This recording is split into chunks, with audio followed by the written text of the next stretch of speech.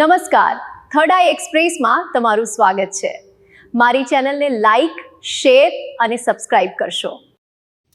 આમળા ગામે સરપંચ પતિને જાનથી મારી નાખવાની ધમકી, ડાટા પોલીસ સ્ટેશનમાં ફરિયાદ નોંધાઈ।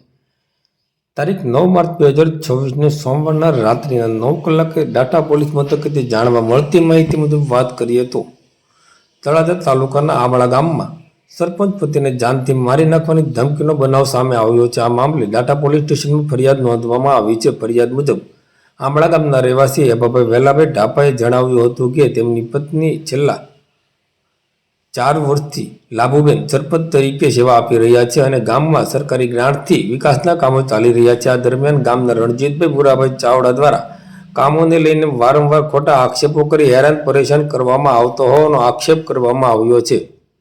ફરિયાદ મુજબ તારીખ 7 માર્ચ 2026ના રોજ સાંજે લગભગ 7 વાગ્યાના સમયે એભાભાઈ પોતાની વાડીમાંથી મોટરસાઇકલ લઈ ઘરે જતા હતા ત્યારે તેમના ઘર નજીક રણજીત ચાવડા મળ્યા હતા। દરમિયાન તેમણે ગાળો બોલી ઝઘડો કર્યો હતો અને અગાઉ માર માર્યો હતો તે ભૂલી ગયો છે, હવે તને પતાવી દેવો પડશે તેવું કહી જાનથી મારી નાખવાની ધમકી આપવાની પણ ફરિયાદમાં જણાવાયું છે। આ બનાવને લઈને એભાભાઈએ ડાટા પોલીસ મથકમાં ફરિયાદ નોંધાવી છે।